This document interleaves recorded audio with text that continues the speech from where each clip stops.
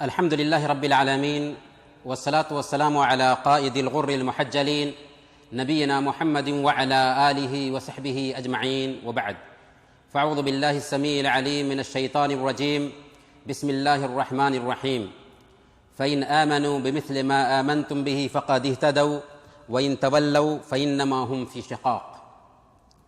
محترم بھائیوں، بزرگوں اور پردہ نشیں ماؤں اور بہنوں، ابھی آپ فضیلت الشیخ عبدالحفیظ مدنی حفظہ اللہ سے صحابہ اکرام کے مقام اور مرتبہ اور ان کے حقوق کے تعلق سے مؤثر خطاب سن رہے تھے. اس کے بعد انشاءاللہ آج ہم صحابہ کرام کے مثالی کردار میں سے نفلی عبادات میں تسلسل، صحابہ کرام اور ہم اس موضوع پر گفتگو کریں گے. گفتگو سے پہلے اگر ہم آپ سے ایک سوال کریں کہ آپ کی کمپنی آپ سے کہتی ہے کہ اگر تم 8 گھنٹے ڈیوٹی کرنے کے بعد بھی 2-4 گھنٹے اوور ٹائم کرو تو اس کے پیسے ملیں گے، ہم میں سے کوئی بھی آدمی اس کا انکار نہیں کرے گا، کیونکہ ہر کام کے بدلے میں پیسے نظر آ رہے ہیں. بلکہ اگر ہمیں یہ کہا جائے کہ اللہ کے نبی صلی اللہ علیہ وسلم کی جو سنتیں ہیں ان سنتوں میں سے ایک سنت پر اگر عمل کرو تو 10 دینار ملے گا، تو ہم میں سے ہر آدمی کی یہی خواہش ہوگی کہ کیسے اللہ کے نبی صلی اللہ علیہ وسلم کی ان سنتوں پہ وہ عمل کرے تاکہ ہر سنت کے بدلے میں 10 دینار مل سکے. کیوں؟ اس لیے کہ اللہ تعالیٰ نے ہماری حالت کو بیان کر دیا. بل تؤثرون الحیات الدنیا والآخرۃ خیر وابقیٰ، بلکہ تم دنیاوی زندگی کو ترجیح دیتے ہو حالانکہ آخرت کی زندگی بہتر ہے اور باقی رہنے والی ہے. صحابہ کرام کی جو حالت تھی وہ ہماری حالت سے بالکل اپوزٹ تھی. اسی لیے اللہ رب العالمین نے صحابہ کرام کو حق کا معیار ٹھہرایا. فَإِنْ آمَنُوا بِمِثْلِ مَا آمَنْتُمْ بِهِ فَقَدِ اهْتَدَوْا. آج ساری قومیں جو اسلام کی طرف اپنی نسبت رکھتی ہیں یہی دعویٰ کرتی ہیں کہ حق ان کے پاس ہے. پھر بھی اختلاف کیوں؟ پھر بھی گروہ بندی کیوں؟ پھر بھی جماعت بندی کیوں؟ اس لیے کہ صحابہ کرام کو معیار نہیں بنایا. جی ہاں، قرآن اور حدیث کو عملی زندگی میں انہوں نے نافذ کر لیا تھا. قرآن اور حدیث کے مطابق انہوں نے اپنے آپ کو ڈھال لیا تھا. وہ چلتا پھرتا قرآن اور حدیث تھے، اسی لیے اللہ پاک نے ان کو معیار بنایا. آئیے ہم دیکھتے ہیں صحابہ کرام کے نمونہ کو. اگر صحابہ کرام کے نمونہ کو ڈھونڈنا ہو تو زندگی کے ہر شعبہ میں ان کا نمونہ آپ کو ملے گا. عقائد ہوں، عبادات ہوں، معاملات ہوں، اخلاقیات ہوں، معاشرت اور معیشت ہو، زندگی کا کوئی ایسا شعبہ نہیں جس کے اندر آپ کو اللہ کے نبی صلی اللہ علیہ وسلم کے ان صحابہ کا نمونہ نہ ملے. اور اس سلسلے میں اگر بات کرنا شروع کریں تو پوری شریعت کو بیان کرنا ہوگا، لیکن خلاصہ یہ سمجھیں کہ زندگی کے ہر شعبہ میں صحابہ کرام کا مثالی نمونہ ہمارے سامنے میں آتا ہے. اس شعبے میں سے ایک شعبہ ہے نفلی عبادات. آئیے دیکھتے ہیں کہ کیسے صحابہ کرام نے اللہ کے نبی صلی اللہ علیہ وسلم سے جو باتیں سنی تھی. آج ہم بھی بہت ساری باتیں سنتے ہیں، آج بھی بہت ساری باتیں سنے ہیں. شیخ نے صحابہ کرام کے حقوق کے تعلق سے 10 پوائنٹس بھی بیان کیا ہے، لیکن کیا ہم ان باتوں کو اپنی عملی زندگی میں جگہ دے پاتے ہیں؟ یہ اہم نقطہ ہے. ہم میں اور صحابہ کرام میں یہی فرق تھا. انہوں نے جو کچھ بھی سنا تھا اللہ کے نبی صلی اللہ علیہ وسلم کی زبان سے اسے اپنی عملی زندگی میں جگہ دی تھی۔ آئیے اس کردار کو ہم دیکھتے ہیں۔ سب سے پہلا کردار عورتوں میں حضرت ام حبیبہ رضی اللہ تعالی عنہا کا کردار ہے، کیونکہ ہمارے بیچ میں جس طرح بھائی ہیں ویسے ہی بہنیں بھی ہیں۔ وہ بھی سوچیں کہ کیسا کردار صحابیات نے بھی پیش کیا تھا۔ صحیح مسلم کی روایت ہے، حضرت ام حبیبہ رضی اللہ تعالی عنہا اللہ کے نبی صلی اللہ علیہ وسلم کی بیوی بیان کرتی ہیں، میں نے اللہ کے نبی صلی اللہ علیہ وسلم کو فرماتے ہوئے سنا۔ کیا فرمایا؟ من صلی للہ کل یوم 12 رکعۃ تطوعا غیر فریضۃ الا بنى اللہ لہ بہن بیتا فی الجنہ۔ جس کسی نے دن اور رات میں فرض کے علاوہ 12 رکعت سنتوں کی ادائیگی کی، اللہ رب العالمین اس کے لیے جنت میں گھر بناتا ہے۔ حضرت ام حبیبہ رضی اللہ تعالی عنہ اس حدیث کو سنتی ہیں۔ یہ 12 رکعتیں کون ہیں؟ سنن ترمذی میں اس کی صراحت آئی ہے، ظہر سے پہلے 4 رکعت، ظہر کے بعد 2 رکعت، مغرب کے بعد 2 رکعت، عشاء کے بعد 2 رکعت اور فجر سے پہلے 2 رکعت۔ کل ملا کر یہ 12 رکعتیں بنتی ہیں۔ اللہ کے نبی صلی اللہ علیہ وسلم نے بیان فرمایا کہ جس کسی نے ان 12 رکعتوں کی ادائیگی کی، اللہ تعالیٰ اس کے لیے جنت میں گھر بناتا ہے۔ دنیا میں ہم گھر بنانا چاہتے ہیں تو اس کے لیے برسوں پلاننگ کرنا پڑتی ہے، پھر ہم گھر بنا پاتے ہیں۔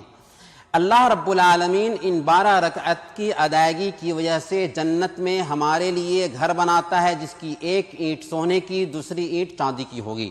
ام حبیبہ رضی اللہ تعالی عنہ اس حدیث کو سنتی ہیں، کیا فرماتی ہیں؟ کہتی ہیں ما ترکتہن منذ سمعتہن من رسول اللہ صلی اللہ علیہ وسلم، جب سے میں نے یہ حدیث اللہ کے نبی صلی اللہ علیہ وسلم کی زبان سے سنا، اس وقت سے اب تک ان 12 رکعتوں کو نہیں چھوڑا۔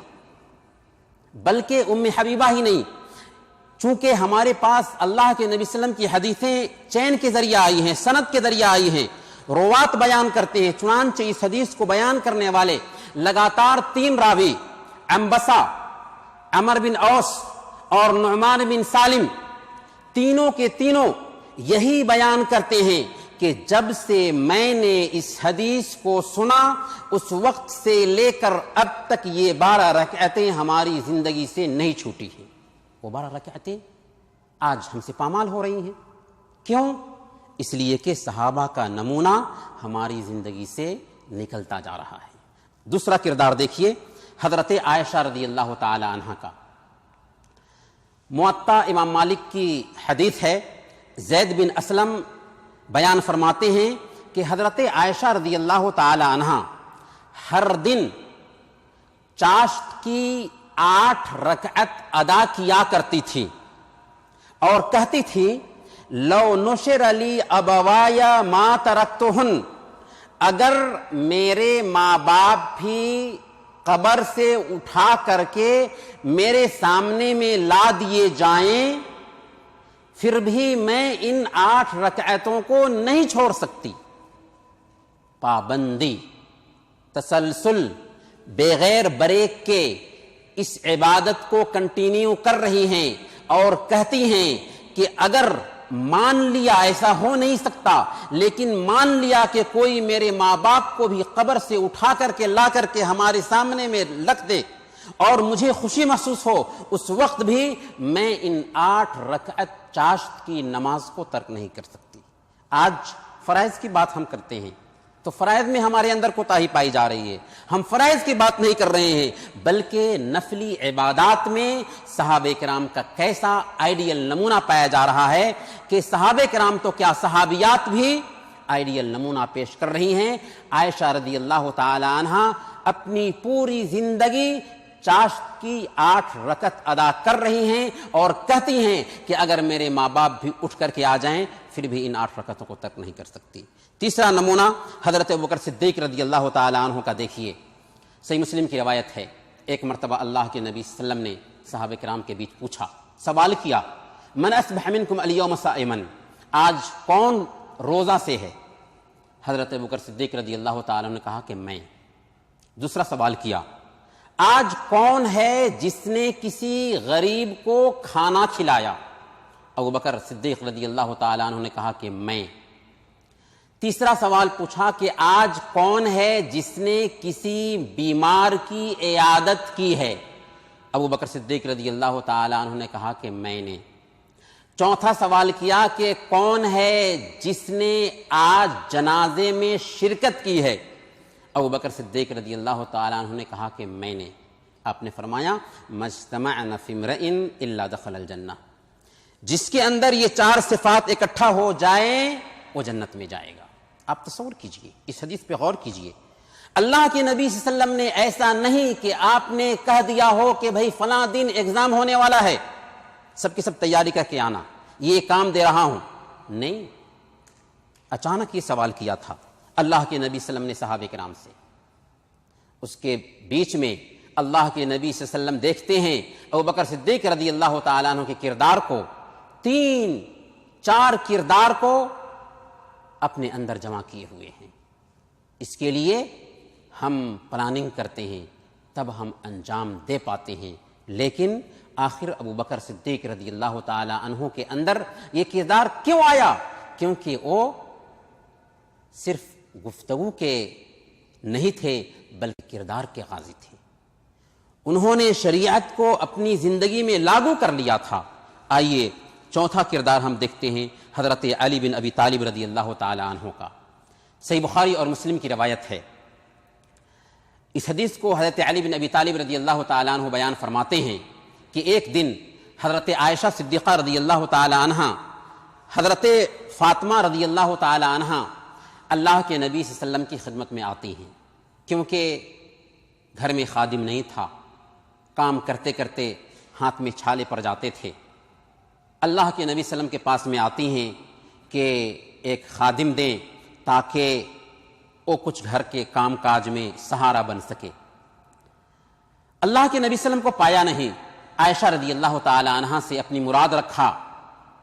جب اللہ کے نبی صلی اللہ علیہ وسلم گھر آتے ہیں تو عائشہ رضی اللہ تعالی عنہ نے بتایا کہ فاطمہ آئی تھیں اور انہوں نے یہ گزارش رکھی ہے۔ اللہ کے نبی صلی اللہ علیہ وسلم سنتے ہیں، فوراً جاتے ہیں علی کے گھر۔ اس وقت فاطمہ اور علی دونوں کے دونوں سونے کی تیاری کر رہے تھے۔ اللہ کے نبی صلی اللہ علیہ وسلم دونوں کے بیچ میں بیٹھ جاتے ہیں، کیونکہ ایک طرف بیٹی ہے تو دوسری طرف داماد ہیں۔ یہاں تک کہ حضرت علی کہتے ہیں کہ میں نے اپنے پیٹ میں اللہ کے نبی صلی اللہ علیہ وسلم کے پیر کی ٹھنڈک محسوس کی، اور پھر کہتے ہیں کیا میں تم دونوں کو ایسا کام نہ بتا دوں جو تمہارے لیے خادم سے بہتر ہے؟ جب سونے لگو تو 34 مرتبہ اللہ اکبر، 33 مرتبہ سبحان اللہ اور 33 مرتبہ الحمدللہ کہہ لو، خیر لکما من خادم۔ اگر ایسا کہہ لوگے تو تمہارے لیے یہ خادم سے بہتر ہے۔ حضرت علی رضی اللہ تعالیٰ عنہ نے یہ بات سنی اللہ کے نبی صلی اللہ علیہ وسلم سے اور اس کو گیٹھری ڈال لیا۔ پھر زندگی بھر اس وظیفہ کو جاری رکھا، یہاں تک کہ ایک صاحب نے ان سے پوچھا کہ کیا صفین کی رات بھی، جو جنگ کی رات تھی، پریشانی کی رات تھی، ٹینشن کی رات تھی، کیا اس رات بھی آپ کا یہ وظیفہ نہ چھوٹا؟ انہوں نے کہا ولا لیلۃ صفین، صفین کی رات بھی اس وظیفہ کا میں نے اہتمام کیا۔ یہ ہے کردار صحابہ کرام کا۔ پانچواں کردار دیکھیے حضرت بلال رضی اللہ تعالی عنہ کا کردار ہے۔ صحیح بخاری کی روایت ہے، حضرت ابو ہریرہ رضی اللہ تعالی عنہ اس حدیث کو بیان کرتے ہوئے کہتے ہیں کہ فجر کے بعد کا وقت تھا، اللہ کے نبی صلی اللہ علیہ وسلم حضرت بلال رضی اللہ تعالی عنہ سے خطاب ہوتے ہیں اور کہتے ہیں کہ اے بلال اخبرنی بارجع عمل عملتہ فی الاسلام، بلال تم اپنے عملوں میں کسی امید افزا عمل کے بارے میں بتاؤ جسے تم نے کیا ہے، کیونکہ میں نے اپنے آگے تمہارے جوتے کی چاپ سنی ہے، آواز سنی ہے۔ بلال نے کہا کہ ایسا عمل جس سے مجھے امید ہو کہ اللہ رب العالمین اس کی قدر فرمائے گا، یہ ہے کہ میں نے جب کبھی بھی وضو کیا اس سے جس حد تک ہو سکا نمازیں ادا کر لی ہیں۔ شاید یہ عمل اللہ کو پسند آیا ہو، اس وجہ سے آپ نے ہمارا وہ مقام دیکھا۔ بلال رضی اللہ تعالیٰ عنہ کے کردار پہ غور کیجئے، یہ ہمیشہ اپنا معمول بنا چکے ہیں کہ جب کبھی بھی وضو کرتے ہیں جس حد تک ان سے ہو سکتا ہے نمازیں پڑھتے ہیں۔ اللہ رب العالمین کو یہ کردار اتنا پسند آتا ہے کہ اللہ تعالی اپنے نبی کو بلال رضی اللہ تعالی عنہ کے جوتے کی چاپ سناتا ہے، یہ بتانے کے لیے کہ کسی بھی عمل پہ اگر دوام ہو، بریک کے بغیر اگر ہم اس پہ کنٹینیو کریں تو اس کی قدر کس قدر ہوتی ہے۔ حضرت ابو ہریرہ رضی اللہ تعالیٰ عنہ کا کردار دیکھیے، صحیح بخاری کی روایت ہے، وہ بیان فرماتے ہیں اوصانی خلیلی بثلاث لا ادعہن حتی اموت، ہمارے خلیل نے، ہمارے نبی نے، ہمارے آقا نے 3 باتوں کی مجھے وصیت کی تھی، مرتے دم تک ان 3 کاموں کو میں نہیں چھوڑ سکتا، اور واقعی وفات تک ان 3 کاموں کو انہوں نے نہیں چھوڑا۔ وہ 3 کام کیا ہیں؟ ہر مہینہ 3 روزے رکھنا، جسے ہم ایام بیت کے روزے کہتے ہیں، اسی طرح سے چاشت کی نماز ادا کرنا، اور سونے سے پہلے وتر کا اہتمام کر لینا۔ 7واں کردار حضرت ابن عمر رضی اللہ تعالیٰ عنہ کا ہے، مسند احمد کی روایت ہے، عون بن عبداللہ کہتے ہیں کہ حضرت ابن عمر رضی اللہ تعالیٰ عنہ کو میں نے فرماتے ہوئے سنا، ایک دن میں بیٹھا ہوا تھا اللہ کے نبی صلی اللہ علیہ وسلم کی مجلس میں، ایک آدمی آیا اور اس نے ایک دعا کی، ایک تسبیح کا اہتمام کیا، کہا اللہ اکبر کبیرا الحمدللہ کثیرا سبحان اللہ بکرۃ و اصیلا۔ اللہ کے نبی صلی اللہ علیہ وسلم سنتے ہیں تو کہتے ہیں کہ یہ کلمہ کس نے کہا؟ اس نے ہاتھ اٹھایا، یا رسول اللہ میں نے کہا ہے۔ اللہ کے نبی صلی اللہ علیہ وسلم بیان فرماتے ہیں والذی نفسی بیدہ انی لانظر الیہا تسعد حتی فتحت لها ابواب السماء، قسم ہے اس ذات کی جس کے ہاتھ میں میری جان ہے، میں نے دیکھا کہ یہ کلمات آسمان کی طرف چڑھے، یہاں تک کہ ان کلمات کے لیے آسمان کے دروازے کھول دیے گئے۔ اس حدیث کو حضرت ابن عمر رضی اللہ تعالی عنہ سنتے ہیں، سننے کے بعد کیا کرتے ہیں؟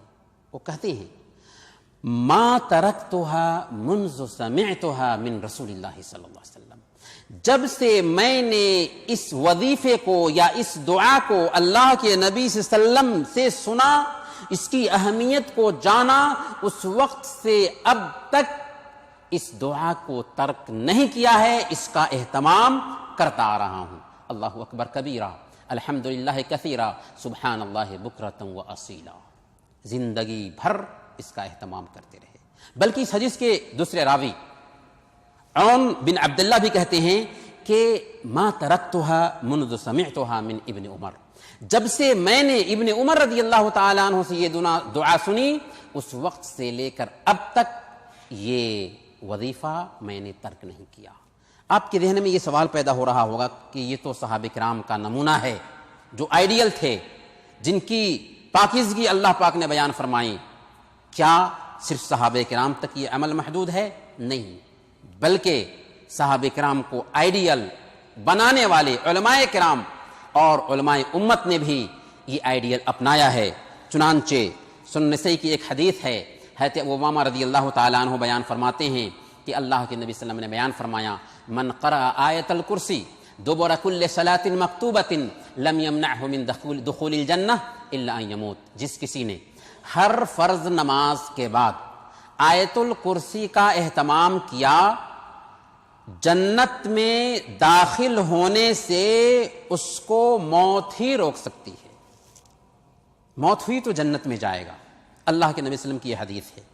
حضرت ابن قیم رحمۃ اللہ علیہ اپنے استاد شیخ الاسلام ابن تیمیہ رحمۃ اللہ علیہ کے بارے میں زاد المعاد میں لکھتے ہیں کہ مجھے یہ بات پہنچی شیخ الاسلام ابن تیمیہ کے بارے میں کہ ما ترکتها عقیبہ کل صلاح، کہ اس دعا کو میں نے کبھی بھی فرض نماز کے بعد ترک نہیں کیا.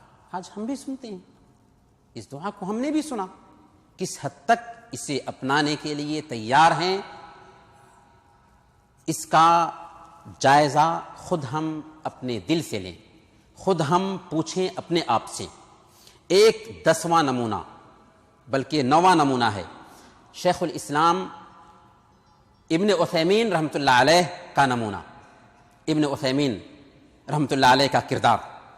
مسند احمد کی روایت ہے، حضرت ابو سعید خدری رضی اللہ تعالیٰ عنہ بیان فرماتے ہیں کہ اللہ کے نبی صلی اللہ علیہ وسلم نے بیان فرمایا غسل یوم الجمعۃ واجب علی کل محتلم، جمعہ کے دن کا غسل کرنا ہر بالغ مرد اور عورت پر فرض ہے.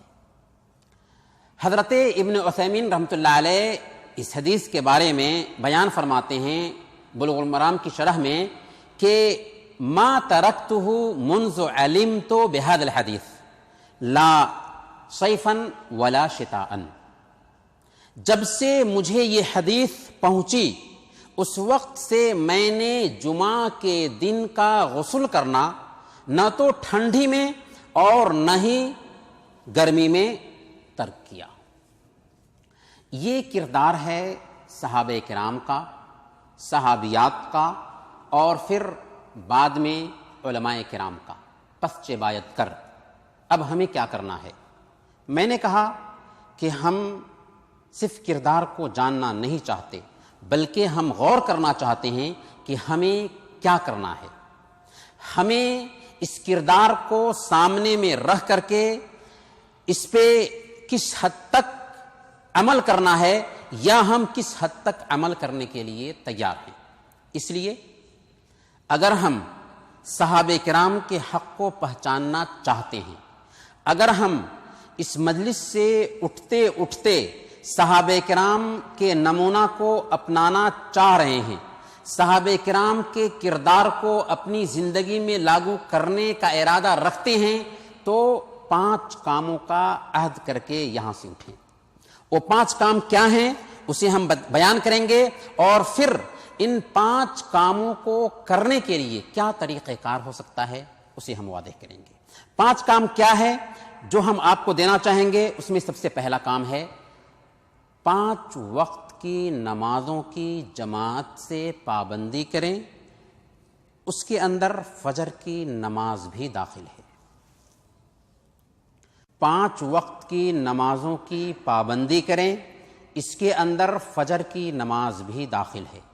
دوسرا کام، 5 وقت کی نمازوں سے پہلے اور بعد کی جو سنتیں ہیں ان کا اہتمام کریں، اور اس کے اندر وتر کی نماز بھی داخل کر لیں. یہ دوسرا کام ہوا. تیسرا کام، ہر فرض نماز کے بعد آیت الکرسی کا اہتمام کریں، کیونکہ ہم نے حدیث سنا جس نے آیت الکرسی ہر فرض نماز کے بعد پڑھی اس کے اور جنت میں داخلے کے بیچ میں موت کے علاوہ کوئی چیز فاصل ہوتی ہی نہیں. تو ہر فرض نماز کے بعد اپنے لائحہ میں، اپنے چارٹ میں یہ بھی داخل کریں کہ ہم آیت الکرسی کی تلاوت کر کے ہی اٹھیں گے. چوتھے نمبر پر سوتے وقت تسبیح فاطمی، فاطمہ رضی اللہ تعالی عنہا اور علی رضی اللہ تعالی عنہ نے جو وظیفہ سنا تھا اور زندگی بھر اس کا اہتمام کیا تھا، اس وظیفے کو ہم اپنی زندگی میں لاگو کرنے کی کوشش کریں گے. سونے سے پہلے ضرور پڑھیں گے چاہے کچھ بھی ہو جائے. 5واں کام، روزانہ قرآن کریم کی تلاوت کریں گے. چاہے 3 آیت ہی کیوں نہ ہو. یہ 5 کام ہیں. کیا ہم اور آپ کرنے کے لیے تیار ہیں؟ تیار ہیں؟ پیچھے سے آواز آ رہی ہے؟ تیار ہیں ہم لوگ؟ پہلا کام یہ ہوا کہ ہم 5 وقت کی جماعت سے پابندی کریں گے، فرض نمازوں کی، اس کے اندر فجر کی نماز بھی داخل ہے. دوسرا کام یہ ہوا کہ 5 وقت کی سنتوں کا اہتمام کریں گے اور اس کے اندر وتر کی نماز کو بھی شامل کر لیں. تیسرا کام یہ ہوا کہ ہم ہر فرض نماز کے بعد آیت الکرسی کا اہتمام کریں گے. چوتھا کام یہ ہوا کہ سونے سے پہلے تسبیح فاطمی کا اہتمام کریں گے. اور 5واں کام یہ ہوا کہ روزانہ کم سے کم، زیادہ سے زیادہ جتنا چاہیں کریں، لیکن کم سے کم قرآن کریم سے 3 آیت کی تلاوت کریں گے. کیونکہ ہم نے صحابہ کی زندگی کے نمونے کو سنا، تو ہماری زندگی میں کب یہ نمونے آئیں گے؟ اللہ پاک نے صحابہ کرام کو اتنا اونچا مرتبہ دیا، کیوں دیا؟ اس لیے کہ انہوں نے اسلام کو اپنی زندگی میں اتار لیا تھا.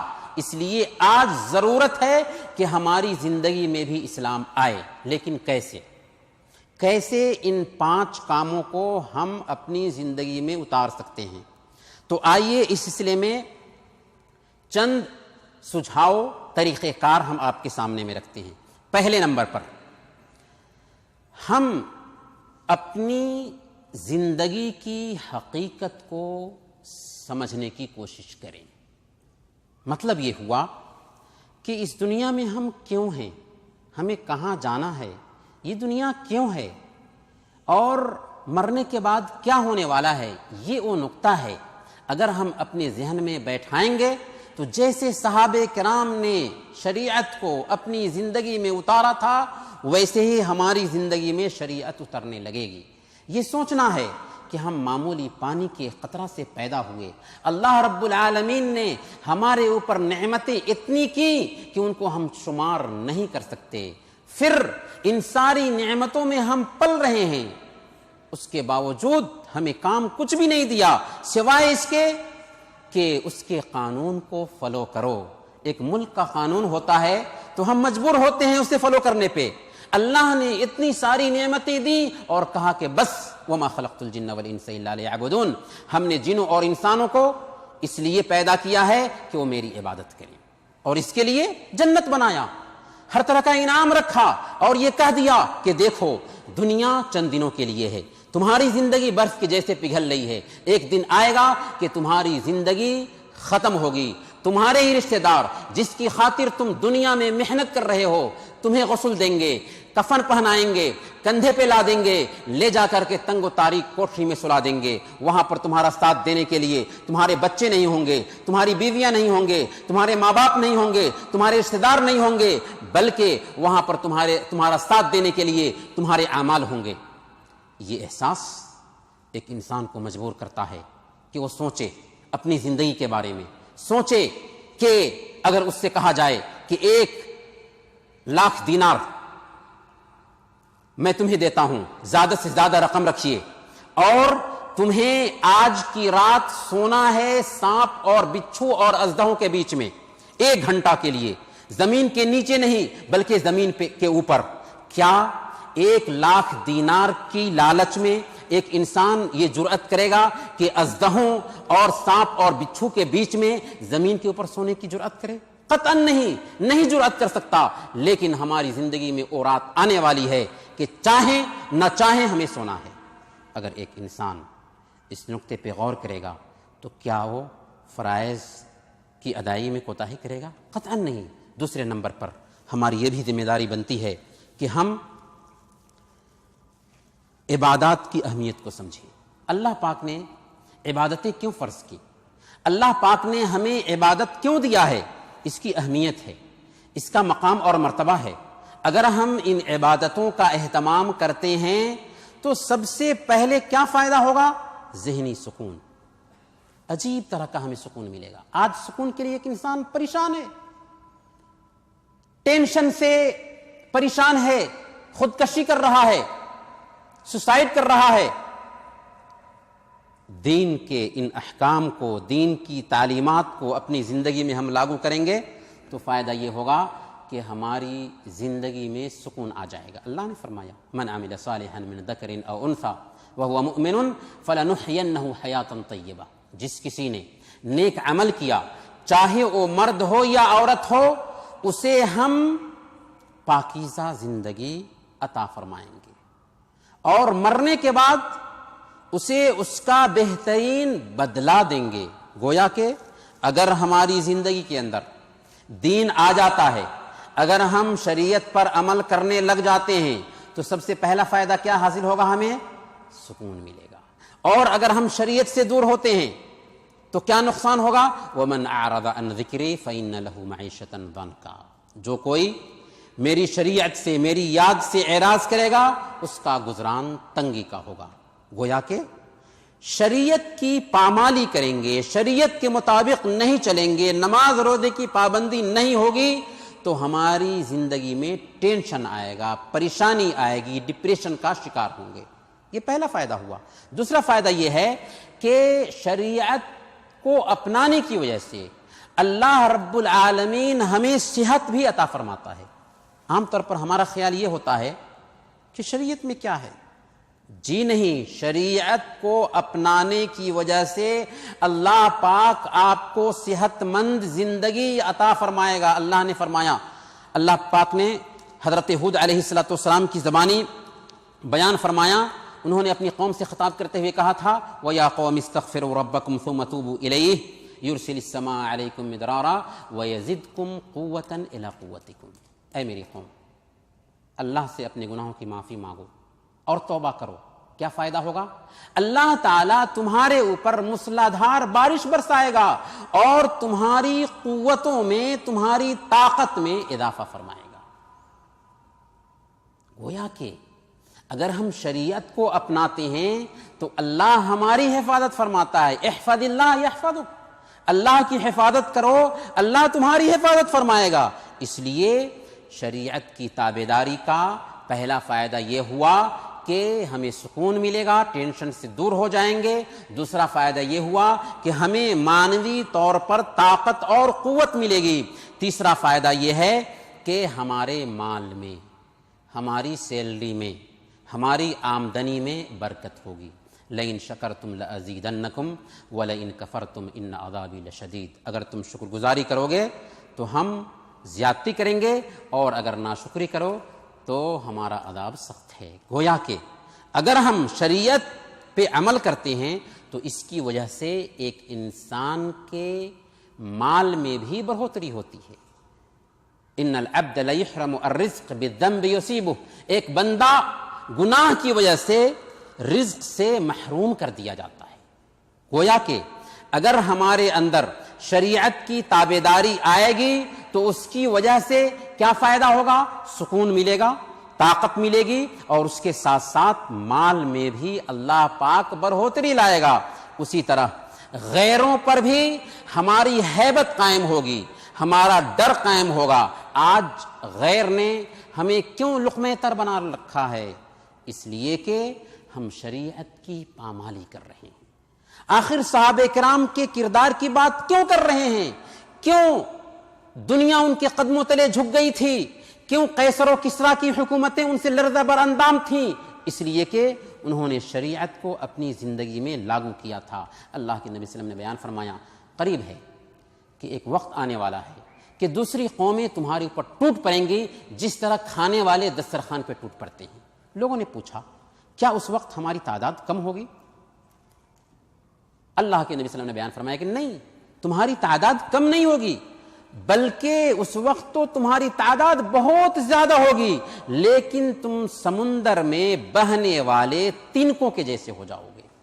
اللہ تعالیٰ تمہارے دشمن کے دل سے تمہارا ڈر، تمہاری ہیبت نکال دے گا اور تمہارے دل میں ایک وہن کی بیماری ڈال دے گا۔ پوچھا کہ وہن کی بیماری کیا ہے؟ فرمایا حب الدنیا و کراہیت الموت، دنیا کی محبت اور موت سے نفرت۔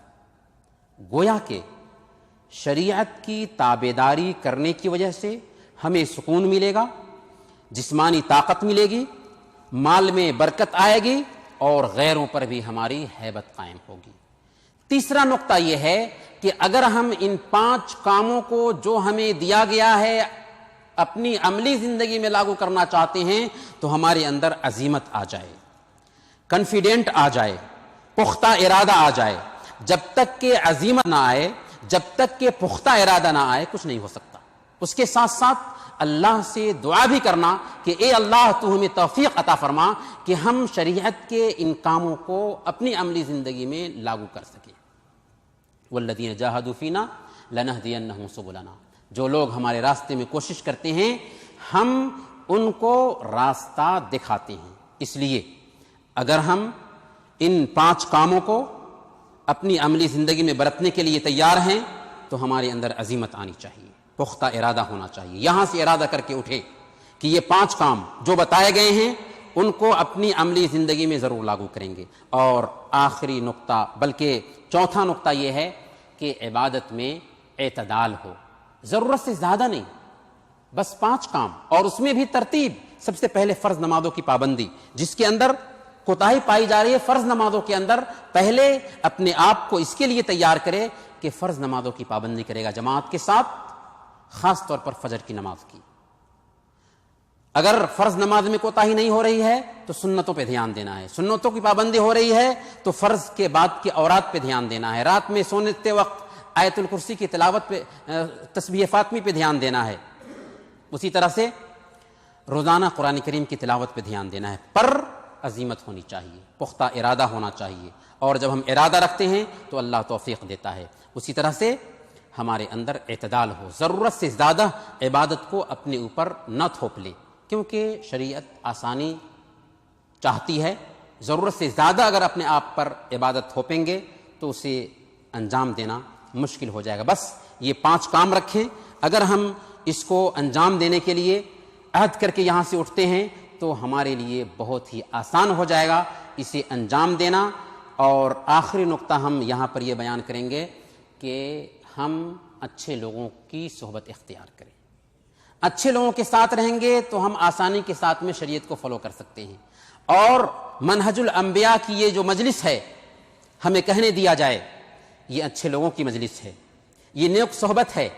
اس صحبت میں اگر ہم آتے ہیں، یہاں پر بیٹھتے ہیں اور یہاں کے دروس سے استفادہ کرتے ہیں تو ہمیں نیک صحبت ملے گی۔ امام ابن تیمیہ رحمۃ اللہ علیہ کے بارے میں امام ابن قیم رحمۃ اللہ علیہ بیان فرماتے ہیں کہ الوابل الصیب میں لکھتے ہیں کہ جب کبھی بھی ہمارے اندر ٹینشن آتا تھا، پریشانی آتی تھی، زمین تنگ ہونے لگتی تو ہم شیخ الاسلام کے پاس میں آ جاتے تھے، وہ ان کے استاذ تھے۔ جب کبھی بھی ٹینشن آتا، پریشانی آتی، زمین تنگ ہونے لگتی تو ہم شیخ الاسلام کے پاس میں آ جاتے تھے۔ جب کبھی بھی ان کی باتیں سنتے اور ان کی مجلس میں بیٹھتے تو ساری پریشانی دور ہو جاتی تھی، اور یہ ٹینشن یقین، صبر اور سکون میں بدل جایا کرتا تھا۔ اور سنن ابن ماجہ کی روایت کے مطابق اللہ کے نبی صلی اللہ علیہ وسلم نے بیان فرما دیا کہ ان من الناس مفاتیح للخیر مغالق للشر، لوگوں میں سے کچھ لوگ ایسے ہوتے ہیں جو خیر کی کنجیاں ہوتے ہیں، ان کے پاس رہو گے تو خیر ملے گا، اور شر کو، برائی کو بند کرنے والے ہوتے ہیں، شر تم سے دور ہوگا۔ اور لوگوں میں سے کچھ لوگ کیا ہوتے ہیں؟ مفاتیح للشر مغالق للخیر، کچھ لوگ ایسے ہوتے ہیں جو برائی کی کنجیاں ہوتے ہیں اور بھلائی کو بند کرنے والے ہوتے ہیں۔ اس لیے بھلائی کی کنجیاں تلاش کرنی چاہیے۔ یہ کہاں پہ ملتی؟ نیک صحبت میں ملے گی۔ تو اگر ہم سب سے پہلے نمبر پر اپنے وجود کی حقیقت کو دھیان میں رکھیں، دوسرے نمبر پر عبادات جو ہم انجام دیتے ہیں ان کی اہمیت کو سمجھیں، تیسرے نمبر پر ہمارے اندر عزیمت آ جائے، پختہ ارادہ آ جائے، اس کے ساتھ ساتھ اللہ رب العالمین سے دعا بھی کریں کہ اے اللہ تو ہمیں توفیق عطا فرما، اور چوتھے نمبر پر عبادت میں اعتدال آ جائے، پانچویں نمبر پر نیک صحبت اختیار کریں۔ یہ 5 وسائل کو اختیار کریں گے تو 5 کام ہمارے لیے آسان ہو جائے گا۔ وہ 5 کام کیا ہے؟ پہلے نمبر پر دن اور رات میں فرض نمازوں کی جماعت سے پابندی جس کے اندر فجر کی نماز داخل ہے۔ دوسرے نمبر پر دن اور رات میں فرائض کے علاوہ 12 رکعت سنتوں کی پابندی، اسے اپنے ذہن پہ نوٹ کر لیں اور برتنے کی کوشش کریں۔ بھائیوں بہنوں، سنتے بہت ساری باتیں ہیں، لیکن اگر ہم اس کو اپنی زندگی میں برتنے کی کوشش کریں گے عجیب طرح سے ہماری زندگی میں تبدیلی آئے گی۔ کوشش کر کے دیکھیں، اگر آپ پہلے نقطے کو اپنا رہے ہیں دوسرے نقطے پہ عمل کریں، دوسرے نقطے کو اپنا رہے ہیں تیسرے نقطے پہ عمل کریں، تیسرے نقطے کو اپنا رہے ہیں چوتھے نقطے پہ عمل کریں، چوتھے نقطے کو اپنا رہے ہیں پانچویں نقطے کو پہ عمل کریں۔ یہ 5 نکات ہیں، ان کو اپنی زندگی میں لاگو کر کے دیکھیں۔ اگر لاگو کر کے دیکھیں گے یقین جانیے آپ کی زندگی میں عجیب طرح کی تبدیلی آئے گی، مال میں تبدیلی، جان میں تبدیلی، اللہ کی عجیب طرح سے برکت آپ کی زندگی میں محسوس ہوگی، اور یہاں اگر نہیں ملا تو کل قیامت کے دن ملنے والا ہے۔ صحابہ کرام کے کردار کی بات ہو رہی ہے، صحابہ کرام کو آئیڈیل بنانے کی بات ہو رہی ہے، صحابہ کرام کے حقوق کو ہم جان رہے ہیں، تو یہ عزم کر کے یہاں سے اٹھیں کہ یہ 5 کام ہیں ہمارے کرنے کے۔ 5 کام کو 1 مہینہ تک کریں، اگر ان 5 کاموں کو پورے طور پر برت لیتے ہیں تو اگلے مہینہ میں دوسرے کچھ کام لیں اور برتنے کی کوشش کریں۔ اگر ہم اس انداز میں برتنے کی کوشش کریں گے تو آسانی کے ساتھ میں اللہ کے نبی صلی اللہ علیہ وسلم کے صحابہ کرام کے نمونہ کو اپنی زندگی میں اتار سکتے ہیں۔ لیکن چونکہ یہ دنیا ہے اور ایک انسان دنیا سے بہت جلد متاثر ہوتا ہے، اسی لیے ایک آخری نقطہ جو سارے ان 5 نکات کو اکٹھا کرنے والا نقطہ ہے اسے میں بیان کر کے اپنی بات ختم کروں گا۔ وہ نقطہ ہے کہ اگر ہم نے 5 کام کو کرنے کے لیے 5 وسیلہ اپنایا، پھر بھی ان کاموں میں سستی ہو جا رہی ہے یا یہ کام چھوٹ جا رہے ہیں، تو اپنے اوپر اپنی تنخواہ کے حساب سے لاگو کریں۔ 100 فلس ہو، ربع دینار ہو، آدھا دینار ہو، 1 دینار ہو، اپنی آمدنی کے حساب سے اپنے اوپر لاگو کریں، اپنی زندگی کے لیے، اپنی زندگی کو پنکچوئل بنانے کے لیے، اپنی زندگی میں دین لانے کے لیے لاگو کریں کہ اگر یہ کام ہم سے چھوٹا تو 100 فلس یا ربع دینار یا آدھا دینار یا 1 دینار اس کام پہ میں خرچ کروں گا، اور اپنے آپ سے عہد لیں، اپنے اوپر لاگو کریں۔ اگر ایسا کیا تو عجیب طریقے سے ہماری زندگی میں سدھار آئے گی۔ اور یہ بات میں الٹپ نہیں کہہ رہا ہوں، بلکہ امام ذہبی رحمۃ اللہ علیہ نے سیر اعلام النبلاء میں امام ابن وہب رحمۃ اللہ علیہ کے بارے میں لکھا ہے۔ وہ کہتے ہیں کہ میں نے غیبت سے پرہیز اختیار کرنے کی کوشش کی تو غیبت نہیں چھوڑ پا رہا تھا، تو میں نے اپنے اوپر یہ عہد کیا کہ اگر میں کسی بھائی کی غیبت کروں گا تو 1 روزے رکھوں گا۔ پھر میں نے اپنے اوپر عہد کیا کہ اگر میں کسی کی غیبت کروں تو 1 درہم خرچ کروں گا۔